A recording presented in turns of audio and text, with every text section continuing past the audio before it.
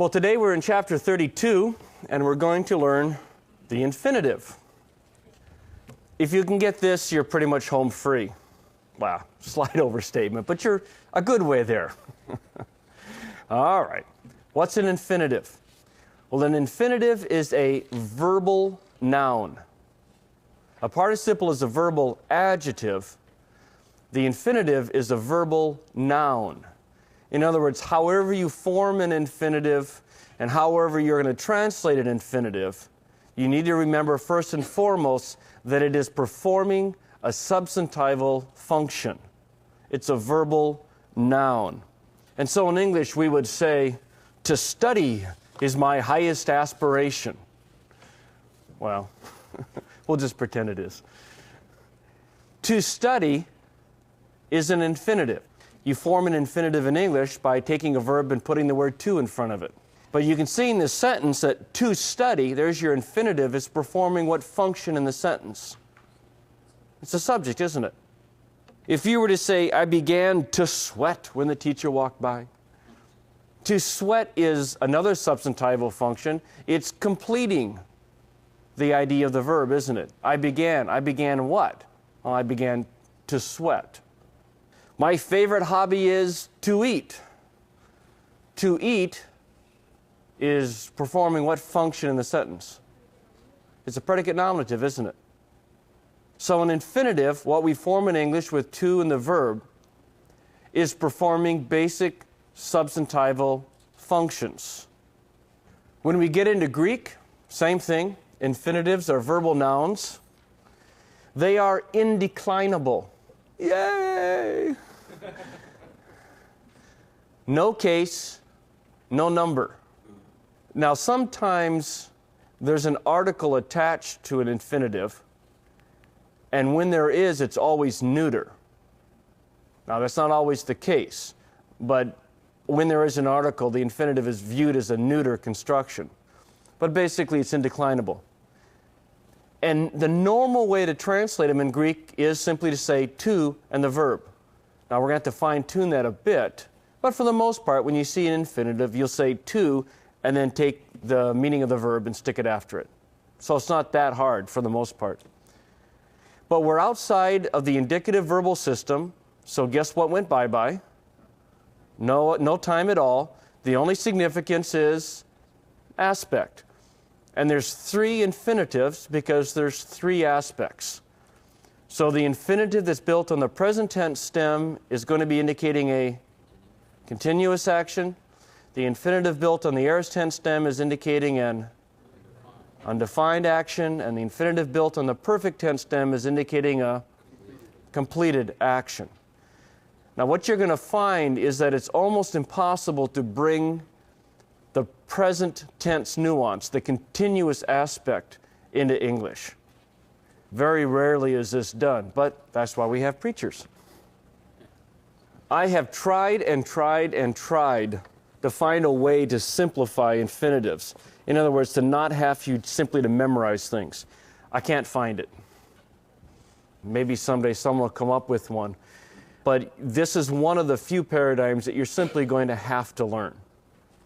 These are all the infinitive morphemes with the tense formatives. It's kind of important to see the tense formatives. Now there is some consistency, isn't there? What do most of the infinitives end in? Yeah, alpha iota. And you'll notice that in the present and in the perfect, the middle and passive are the same form. You would expect that just from the tense system though, right? So you have ein, esthai, and esthai. If it's a first aorist, you have psi, sasthai, and thenai. If it's a second aorist, you'll notice in the active and middle, it's going to look just like a present. The stem will be different though. Ein and esthai. But when you get into the passive, you have the ani. There's the eta of the tense formative. And in the perfect, you have kenai, and then sthai, sthai. You're just going to have to commit this to memory as far as I can tell. The problem is I could say, well, if it ends in alpha iota, it's probably an infinitive. But the problem is sometimes these forms can they kind of get buried down in a verse, and they won't stand out as much to you that it's an infinitive, and you can get lost. So you just need to memorize this. So let's just quickly play our little guessing game. If you saw lambanein, what tense is that? Okay, it has to be the present, right? Because that's the present tense stem of the word lambano. So you would parse this as a present active infinitive from lambano, meaning to receive. Lusai is an aorist active infinitive from luo, meaning to loose. You notice what's missing? Augment, right. We're outside the indicative system. There's no augments in the aorists. Luesthai, present, middle or passive infinitive from luo, and these we just generally translate in our parsings as passives, to be loosed. Labain, right, there's your aorist, but you have the lab stem, the mu alpha nu is gone, you're outside the present system. Without the augment, you know you're in the aorist, so it's an aorist active infinitive from lambano, translated to receive. In other words, lambanein and labain are generally going to be translated the same way.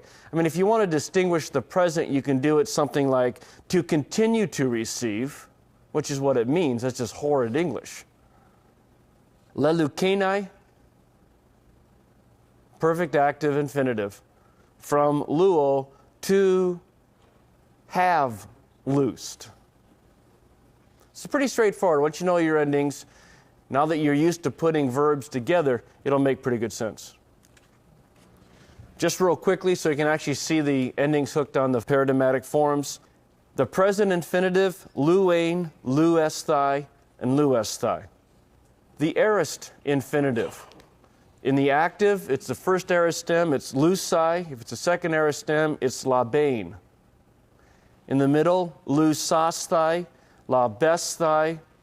And in the passive, it's luthenai, graphenai. It's just so much more fun in Greek not to memorize all these paradigms, but rather be able to see how pieces fit. And what you're doing now is you're really enjoying the benefit of the way I've been teaching you. Because instead of just learning forms, it's all making sense, or at least some sense, in how it all goes together. And in the perfect or the completed infinitive, leleukenai, lelusthai, lelusthai. Okay, so how is an infinitive used in Greek? Let me give you just the three main ones. The textbook gives you a few more. The most basic function of the infinitive is as a straight substantive. So if you saw ta esthein esten agathon, it'd be to eat is good. I must have been hungry when I made these slides. That's the most basic form. The second use, though, is probably the most common, what we call the complementary infinitive. And all that this does is that there are certain verbs that are not complete in and of themselves in terms of their meaning. And so they have to be followed by an infinitive in order to make sense. So, for example, de, which means it is necessary, exesten, which means it is lawful, and melo, which means I am about. None of those verbs make sense without something to complete their thought, and Greek uses the infinitive to complete their thought. These are the really easy infinitives to translate. So, de autein esthein, it is necessary for her to eat. It is lawful for him to eat. I am about to eat.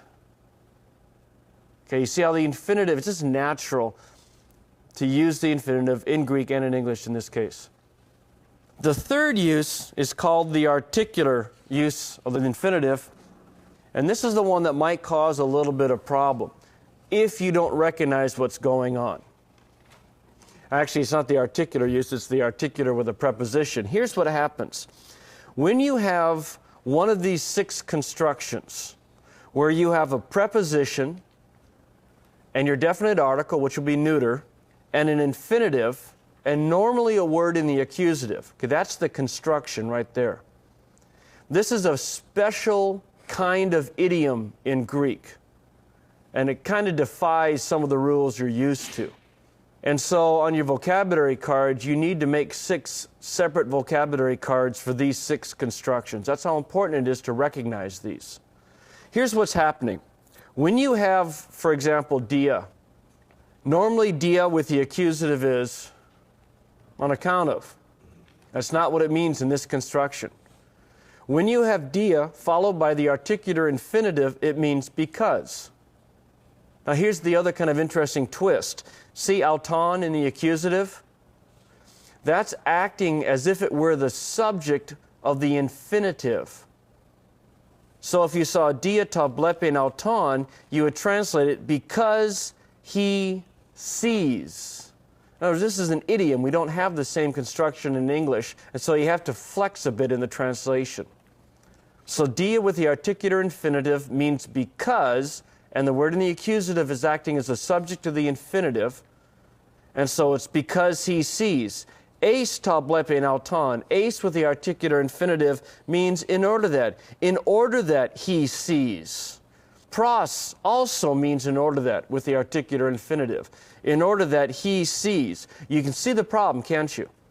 The because and the in order that are definitions that we attach to the prepositions only when they are followed by the articular infinitive. You also have 3 temporal prepositions, and these are a little more apparent. Pra means before, en means when or while, and meta means after. So it's before he sees, while he sees, after he sees. Now you notice the case of the article is changing depending upon what? The preposition, isn't it? So the preposition is still governing the case of its object. Here in this case, it's the article. Before he sees, while he sees, after he sees. Okay, so these are a special idiom in Greek. They are the preposition with the articular infinitive, and you're going to have to be a little looser in your translation.